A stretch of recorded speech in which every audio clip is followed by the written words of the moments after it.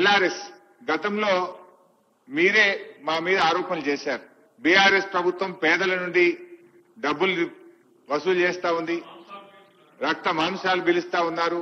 కాంగ్రెస్ వస్తే ఉచితంగా ఎల్ఆర్ఎస్ చేస్తాం, ఫ్రీగా చేస్తాం. ఆ రోజేమో నో ఎల్ఆర్ఎస్ నో బీఆర్ఎస్ అన్నారు. కానీ ఇవాళ మాత్రం బరాబర్ పైసలు కట్టాల్సిందే అని ప్రజల దగ్గర వసూలు చేశారు. మరి ఇప్పుడు అదే ప్రజలు రేపేమంటారు? నో ఎల్ఆర్ఎస్ నో కాంగ్రెస్ అనే పరిస్థితి కూడా వస్తుంది. అయితే ఇక్కడ పాయింట్ ఏంటంటే నేను ఎల్ఆర్ఎస్ గురించి ఎందుకు తెచ్చానంటే, ఆ రోజు మా ప్రభుత్వం ఉన్నప్పుడే ఎల్ఆర్ఎస్ జీవో తెచ్చాం.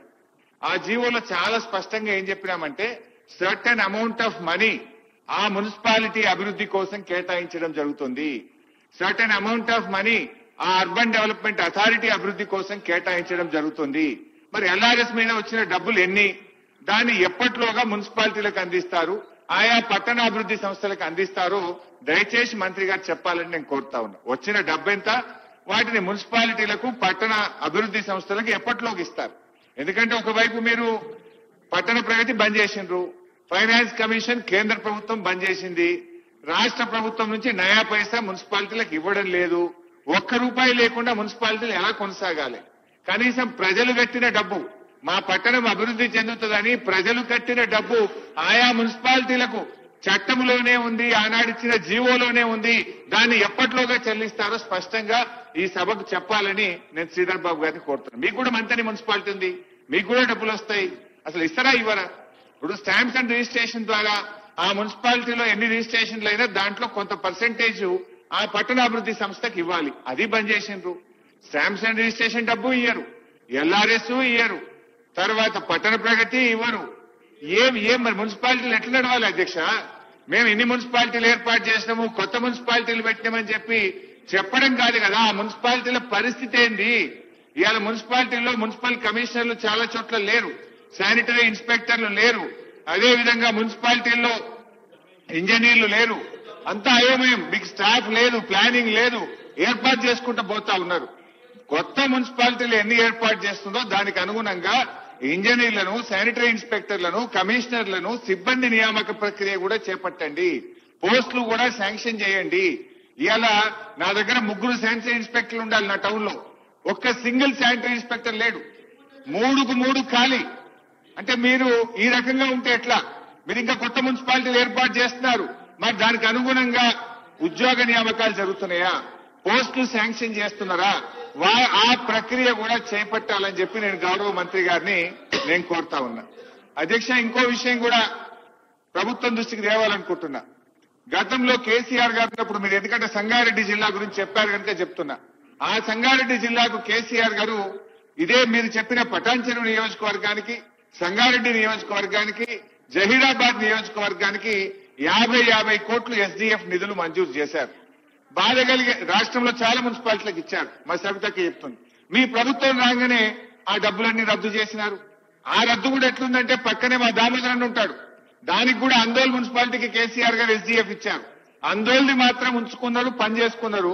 బీఆర్ఎస్ ఎమ్మెల్యేలు గెలిచిన పటాన్చెరు, సంగారెడ్డి, జైరాబాద్ రద్దు చేసి పడేసింది. ఇది ఏం పద్ధతి? అంటే ప్రభుత్వం అనేది it is for all. BRS MLA ఉన్నారు కనుక మీ ఎస్డీఎఫ్ రద్దు, ఆందోళన కాంగ్రెస్ ఎమ్మెల్యే మంత్రి ఉన్నాడు కనుక బీఆర్ఎస్ అక్కడ ఎస్డీఎఫ్ డబ్బు ఉంటది అంటే పద్ధతి కరెక్ట్ కాదు. ఇప్పుడు జైరాబాద్ ప్రజలైనా, సంగారెడ్డి ప్రజలైనా, పటాన్చెరు ప్రజలైనా వాళ్ళు తెలంగాణ ప్రజలే కదా, వాళ్ళు పన్నులు కడుతున్నారు కదా, వాళ్ళకి ఎందుకు రద్దు చేశారు? దయచేసి ఈ 3 నియోజకవర్గాలే కాదు, రాష్ట్రంలో ఎక్కడెక్కడైతే గత ప్రభుత్వం ఎస్డీఎఫ్ లో నిధులు ఇచ్చిందో ఆ పనులు చేపట్టాలని మీ ద్వారా కోరుతా ఉన్నాం.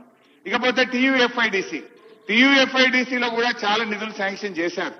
సరే, దానికి మీరు బడ్జెట్ అరేంజ్మెంట్ చేసుకోండి, కొత్తగా బ్యాంక్ నుంచి తెస్తారా, బడ్జెట్ నుంచి ఇస్తారా, ప్లాన్ చేయండి. కానీ టీయూఎఫ్ఐడిసి కూడా క్యాన్సిల్ చేసినారు. ఇవాళ ఎక్కడెక్కడైతే ప్రతిపక్ష ఎమ్మెల్యే ఉన్నారో, మా జిల్లాదే చెప్తున్నాను, అందరిలో మంత్రి గారు ఉంటే టీయూఎఫ్ఐడిసి మా గవర్నమెంట్ శాంక్షన్ చేసిన పనులు అవుతున్నాయి. పక్కన జైరాబాద్ బంధు, సంగారెడ్డి బంధు, సదాశివపేట బంధు, పటాన్చెరు బంధు, దుబ్బాక బంధు, రాష్ట్రంలో మా బీఆర్ఎస్ బీజేపీ ఎమ్మెల్యేలు ఉన్న చోట టీయూఎఫ్ఐడిసి బంద్ చేశారు. మా పొన్నమన్న దగ్గర కూడా నడుస్తుంది టీయూఎఫ్ఐడిసి. అదే మా సిద్దిపేట జిల్లాల సిద్దిపేట బంధు, దుబ్బాక బంధు, గజ్వేల్ బంధు, చేర్యాల బంధు, ఒక్క పొన్నమన్న దగ్గర మాత్రం టీయూఎఫ్ఐడిసి నడుస్తుంది. ఎందుకు? అక్కడ కాంగ్రెస్ ఎమ్మెల్యే. ఇది కరెక్ట్ కాదు.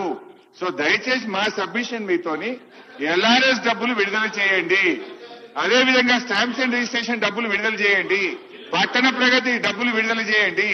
ఎన్ని మున్సిపాలిటీలు ఏర్పాటు చేశామన్నది ముఖ్యం కాదు, ఆ మున్సిపాలిటీల్లో అభివృద్ధి జరుగుతుందా, మున్సిపాలిటీల్లో సిబ్బంది ఉందా అనే విషయాన్ని కూడా మీరు గమనంలోకి తీసుకోవాలని, స్పష్టంగా ఎల్ఆర్ఎస్ డబ్బులు ఎప్పుడు ఇస్తారు, మరి అదేవిధంగా టీయూఎఫ్ఐడిసి ఎస్డిఎఫ్ పనులు గత ప్రభుత్వం మంజూరు చేసిన కొనసాగించాలని మీ ద్వారా వారికి కోరుతున్నాను అధ్యక్ష. సార్, ప్రతి సందర్భంలో కూడా హరీష్ రావు గారు సార్ బిల్లు ఒకటి ఉంటే వారు వేరే విషయాలు మాట్లాడతారు సార్. ప్రజలను సభను ప్రకదారి పట్టించే కార్యక్రమం చేస్తారు వారికున్న అనుభవం ద్వారా. ఈ రోజు మేము చెప్తా ఉన్నాం అధ్యక్ష, అన్ని విషయంలో ఒకటి మొదటి నుంచి అభివృద్ధి, మరి సిద్దిపేటలో ఫాగింగ్ కి సంబంధించి, ఎల్ఆర్ఎస్ కి సంబంధించి, ఎస్డిఎఫ్ కి సంబంధించి, టీయూఎఫ్ఐడిసికి సంబంధించిన అన్ని అంశాలు లేవనెత్తారు అధ్యక్ష. నేను ఇంత పూర్వకం కూడా చెప్పాం, ఇది ఒక షార్ట్ నోటీస్ ద్వారా రండి, అవకాశం ఇచ్చినప్పుడు రండి, మాట్లాడదాం, చర్చకు సిద్ధం. మేము ఈ రోజు మున్సిపాలిటీస్ కార్పొరేషన్ కు సంబంధించిన అభివృద్ధి విషయంలో ఎక్కడా కూడా నిధుల పరంగా ఇబ్బంది లేకుండా కనీస అవసరాలు తీర్చే ఒక కార్యాచరణ తీసుకొని ఆనాడు మీరు ఇచ్చిపోయారు. ఆర్థిక వ్యవస్థ ఏ విధంగా ఉండేనో దాన్ని సరి చేసే కార్యాచరణలో ఉండుకుంటూ కూడా ఎక్కడ కూడా ఇబ్బంది లేకుండా ఈ రోజు కావాల్సిన మౌలిక సదుపాయాలు కల్పిస్తా ఉన్నాం అధ్యక్ష. ఈ రోజు మీరు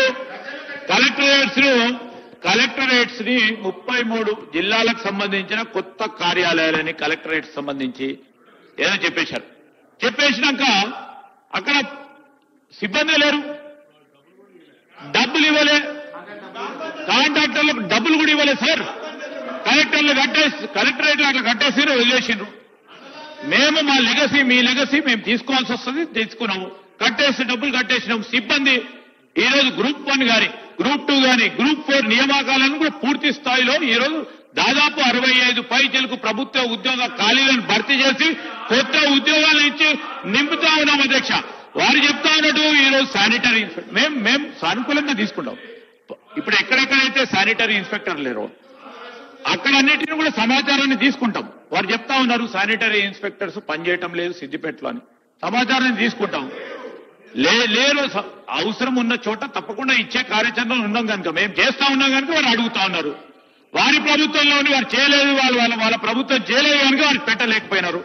సో ఈ రోజు మేము చెప్తా ఉన్నాం, ఎస్డిఎఫ్ టీయూఎఫ్ఐడిసికి సంబంధించి ఎక్కడ టీఆర్ఎస్ కాంగ్రెస్ పార్టీ అని లేదు అధ్యక్ష. వాళ్ళలాగా ఈ రోజు ఎక్కడైతే అవసరాల నిమిత్తంలో సైంటిఫిక్ గా పనులు ఇక్కడ అవసరం ఉంటాయంటే ఆ రోజు ఇష్టారాజ్యంగా అడ్డగోలుగా వారి శాసనసభ్యులు ఇచ్చిన దగ్గర పెట్టుకునే కార్యక్రమం చేసినారు, కార్యాచరణ తీసుకున్నారు. మేము అట్లా చేయలే. సైంటిఫిక్ గా ఈ ఫలానా నియోజకవర్గంలో ఆందోళన నియోజకవర్గం గత 10 సంవత్సరాలుగా అక్కడ మున్సిపల్ నిధులు ఇవ్వలేదంటే తిరిగి అక్కడ నిధులు ఇవ్వాల్సిన బాధ్యత మా పైన ఉంటుంది. అక్కడ ఆ విధమైన కార్యాచరణ సైంటిఫిక్ గా ఒక డెసిషన్ తీసుకోవడం జరిగింది. నేను గౌరవ సభ్యులకు కూడా తెలియజేస్తా ఉన్నా, ఈ మున్సిపాలిటీకి సంబంధించి ఈరోజు అభివృద్ధికి సంబంధించిన అంశం విషయంలో ప్రతి మున్సిపాలిటీస్, ప్రతి కార్పొరేషన్, మున్సిపల్ కార్పొరేషన్ కి సంబంధించి అక్కడ త్రాగునీరు, సాగునీరు, సీవరేజ్ సిస్టమ్, త్రాగునీరు, సీవరేజ్ సిస్టమ్, అక్కడ ఆ ప్రజలకు సంబంధించిన కనీస అవసరాలను తీర్చడానికి వారు ప్రణాళిక లేకుండా, ఒక సైంటిఫిక్ అప్రోచ్ లేకుండా కొత్త మున్సిపాలిటీస్ ఆనోడు మరి ప్రకటన చేసి ఇప్పటి వరకు కూడా ఏ గ్రామ పంచాయతీలు ఏ విధంగా ఉన్నాయో అదే విధంగా ఉండే దుస్థితిలో ఉన్నాయి. అవన్నిటిని కూడా మంచి అభివృద్ధి పథకంలో తీసుకెళ్లే ప్రయత్నంలో ముందుకెళ్తాం తప్ప ఏది కూడా చేయలేం. ఈ బిల్లుకు సంబంధించి ఈరోజు సంగారెడ్డి జిల్లాకు సంబంధించి మరి కొత్త మున్సిపాలిటీకి సంబంధించిన అంశం విషయంలో కొన్ని గ్రామాలను కలుపుతూ పరిధిని పెంచే కార్యక్రమంలో మీరేం సలహా సూచనలు కూడా ఇవ్వలేదు. దాని విషయంలో మిగతా అంశాల విషయంలో చెప్పడం జరిగింది. మరి వారికి ఇచ్చిన అవకాశాన్ని వారు 10 నిమిషాలు మాట్లాడని చెప్పారు, ఉపయోగించుకోలేదు అధ్యక్ష. సభా సమయాన్ని వృధా చేయకుండా ఈ బిల్లును ఆమోదం చేయాల్సిందిగా గౌరవ సభ్యులను మరి మీ ద్వారా కోరుతా ఉన్నాను.